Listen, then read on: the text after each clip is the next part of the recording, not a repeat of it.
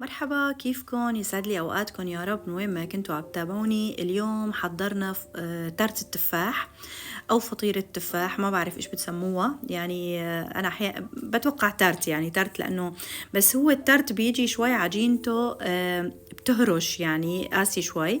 بس هذا شوي هيك بين الكيك وبين التارت، يعني عجينته كتير كتير لذيذة وطيبة. رح أشارك معكم هلأ الطريقة، وهيك يعني دعمناه شوي، كترنا له تفاح فطلع كتير كتير لذيذ وطعمته عن جد. بنصحكم تجربوه. هلأ رح أنزلكم الطريقة بالتفصيل وكيف حضرته من البداية.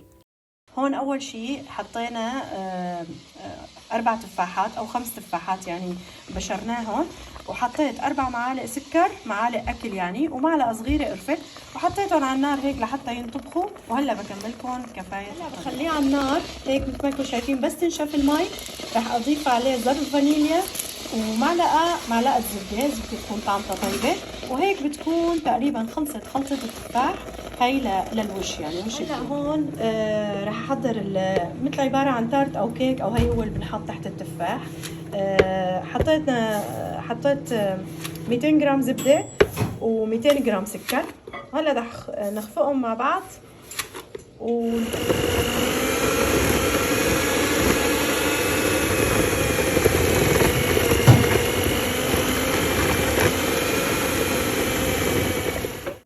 وهلا اعذروني خفيت الصوت، رح اكملكم تسجيل لانه الصوت كتير قوي، صوت الخفاقه او العجانه. هلا ضفت فوق الخليط بيضتين، وراح اضل عم بخلطهم يعني لانه بده خلط لحتى يطلع عندي مثل عجينه.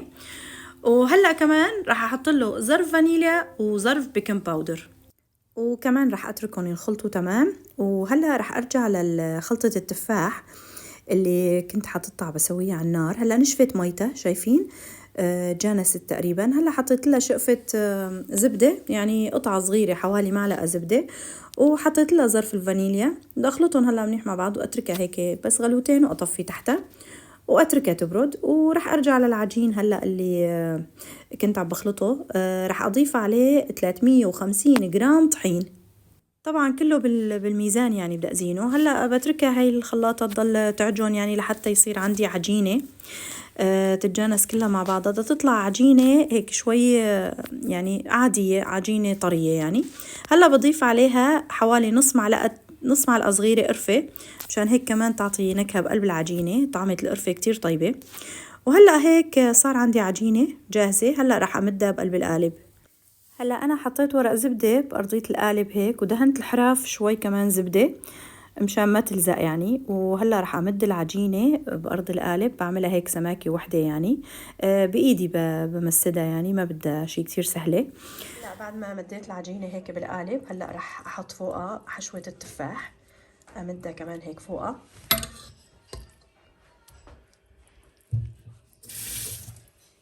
وهلا بعد ما مديت خلطة التفاح كلها كامل الوش العجينة، هلا بترك انا من الاساس انا عم بعمل الخلطة العجين، بترك شقفة ما بمدها مع الارضية يعني. بترك شقفة على طرف، ممكن نزيد عليها طحين بتصير جامدة شوي، ونبشرها هيك بالمبشرة نوزعها على وش التفاح. وممكن كمان نشكلها بالشوبك هيك ونقسمها على شكل خيوط، نعملها هيك مثل شبك نوزعها فوق التفاح. يعني هي بتتفننوا فيها مثل ما بدكم. بس هلا نحن مستعجلين صراحة، هيك حطيناها وزعناها على الوش هيك مثل قطع صغيرة، لأنه مستعجلين وما رح نتفنن ونزين، وعم نعمله يعني هيك تحلاية سريعة عند المساء. وبيطلع شكله حلو يعني، ما بيطلع بشع. هلا شوفوا، لأنه بتنفش هاي العجينة شوي بالفرن وكتير بيطلع شكله حلو.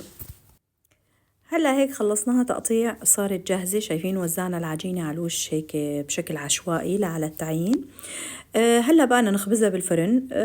بدها بالفرن حوالي نص ساعة. هلا صراحة أنا ما بعير، براقبها. بشغل الفرن من فوق ومن تحت على حرارة وسط، تقريبا 170 175، وبحطها بالوسط. يعني بعد نص ساعة بفتح بطلع عليها، بعد تلت ساعة بفتح بطلع عليها. هي ما بتتأثر يعني، ما مثل الكيك إنه والله تنفش وتهبط أو كذا، يعني ما بأثر يعني لو طلعته عليها. هلا خلص التارت شايفينه طلع من الفرن، شكله بشهي وريحته بتاخد العقل. هلا شايفين بلشت اقسمه، شايفين كتير طعمته طيبة، كتير لذيذ، نفش هيك شوي هلا ممكن نرش عليه سكر بودرة كمان بيعطي هيك شكل حلو. شايفين التقطيع؟ هو التفاح كتير يعني كترنا تفاح بس كتير أطيب. هلا بدي أدوقه وأعطيكم رأيي.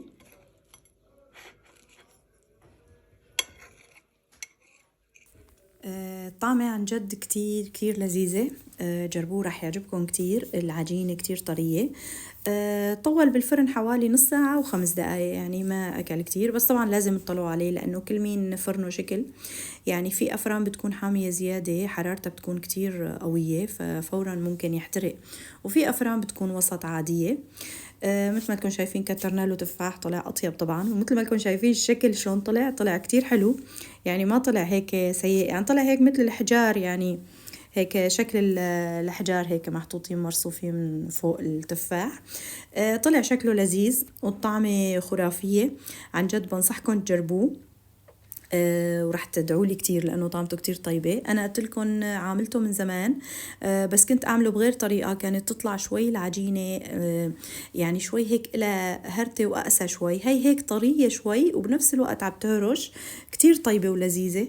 هاي الطريقة دقتها عند بنت أختي حبيتها كتير، هي هيك أخذي عدة طرق من بعض ومطبقتها بطريقة واحدة، كتير عجبتني ورح أعتمدها بشكل دائم يعني وأمشي عليها، وأنتوا جربوها. وهيك هلأ قرب يخلص الفيديو معنا لليوم، خلصت الوصفة.